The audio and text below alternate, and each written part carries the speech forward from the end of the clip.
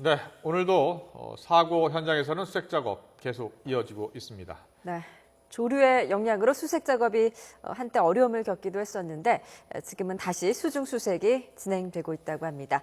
사고 현장을 가장 가까이서 볼 수 있는 섬 동거차도에 나가 있는 중계자 연결합니다. 이승현 기자. 네, 진도 동거차도에 나와 있습니다. 오전에 중단됐던 선체 내부 진입 작업이 다시 재개가 됐죠. 네, 그렇습니다. 오전 10시 17분에 이 수색 작업이 중단이 됐습니다. 이 바닷속에 조류의 흐름이 갑자기 빨라지면서 중단이 된 겁니다. 그러다가 오후 늦게 4시 40분쯤에 다시 수색 작업 지금 집중적으로 진행되고 있습니다. 7시간 가까이 중단됐다가 오후 늦게야 다시 선체 내부에 대한 진입 작업이 이어지고 있는 겁니다. 지금 제가 나와 있는 이곳은 사고 해역에서 1.5km 정도밖에 떨어지지 않은 굉장히 가까운 곳입니다. 현장에서 가장 가까운 육지입니다. 지금 화면 가운데 보시면 공기주머니 2개의 모습 보실 수 있을 겁니다. 대형 공기주머니 2개의 모습을 통해서 이 세월호의 위치를 간접적으로 알 수 있습니다. 공기주머니와 세월호 선수 부분이 연결되어 있기 때문입니다. 이 공기주머니 주변에서 이른바 민간 잠수 요원, 머구리 요원들이 간간히 입수 작업을 하고 있는 모습을 볼 수가 있습니다. 해경 측은 오늘 집중 수색 과정에서 이 머구리 잠수 요원 50여 명을 투입해서 이 상황이 된다면 집중적인 수색 작업을 벌일 방침입니다.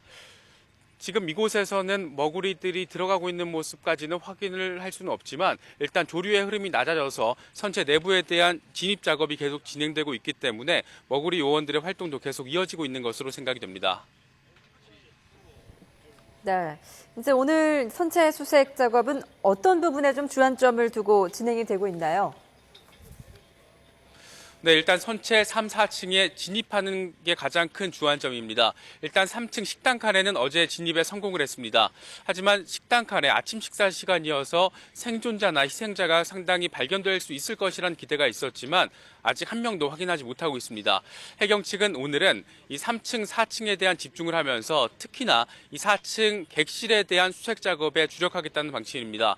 이 4층 객실 가운데에서도 섬 미부분, 그러니까 배 꼬리 부분에 이 다인실이 몰려 있습니다. 여러 명이 함께 쓰는 다인실, 단원고등학교 학생들이 많이 썼던 다인실이 몰려 있기 때문에 이곳에 대한 수색 작업을 통해서 상당한 성과를 낼 수 있을 것으로 지금 기대를 하고 있습니다. 하지만 조류의 흐름이 역시나 변수입니다. 조류의 흐름이 나아져서 선체에 진입했다고 하더라도 이 가시거리가 굉장히 좋지 않습니다. 물속에서의 수중 가시거리 20cm가 채 되지 않습니다. 눈앞에 바로 있는 것도 제대로 보기 힘들다는 말입니다. 여기에 부유물도 상당한 장애물입니다. 부유물이 선체 내부에 떠다니고 있기 때문에 잠수 요원들이 선체 진입에 성공을 하더라도 이 부유물을 피해서 어두운 환경에서 수색 작업을 벌여야 하는 상황입니다. 네, 이승현 기자. 곧 날이 어두워질 텐데요. 네. 오늘도 야간 수색 작업이 진행된다고요? 네, 오늘은 주간 수색 작업이 사실상 긴 시간 동안 중단이 됐기 때문에 야간 수색에 기대를 걸 수밖에 없습니다. 해경과 해군은 지금까지 그랬던 것처럼 오늘 밤에도 밤새 야간 수색을 진행하겠다는 방침입니다. 하지만 역시나 조류의 흐름이 문제입니다. 조류의 흐름이 허락만 해준다면 지속적으로 선체 내부에 진입을 시도하겠다는 계획입니다. 지금 이쪽 해역을 보시면 굉장히 밝은 불빛을 내고 있는 선박들의 모습 보실 수가 있을 겁니다.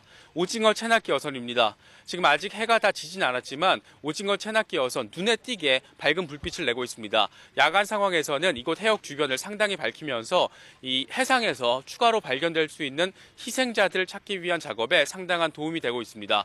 어제 처음으로 투입됐던 고등어 잡이배는 오늘은 투입이 되지 않습니다. 이와 함께 해경과 공군 측은 내일 아침까지 조명탄을 집중적으로 투하할 방침입니다. 내일 아침 7시까지 조명탄 900여 발이 이곳 사고 해역을 밝히게 됩니다. 이제 오늘 밤을 지나고 나면 사고 발생 9일째로 접어들게 됩니다. 이제 시간이 정말 얼마 남지 않았습니다.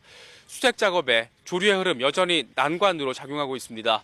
오늘 밤에 이 작업 환경이 조금 더 나아져서 조류의 흐름이 나아지고 수색 작업이 본격적으로 이루어져서 모두가 바라고 있는 생존자 소식 그리고 희생자들을 발견할 수 있는 소식도 함께 전해지길 바라겠습니다.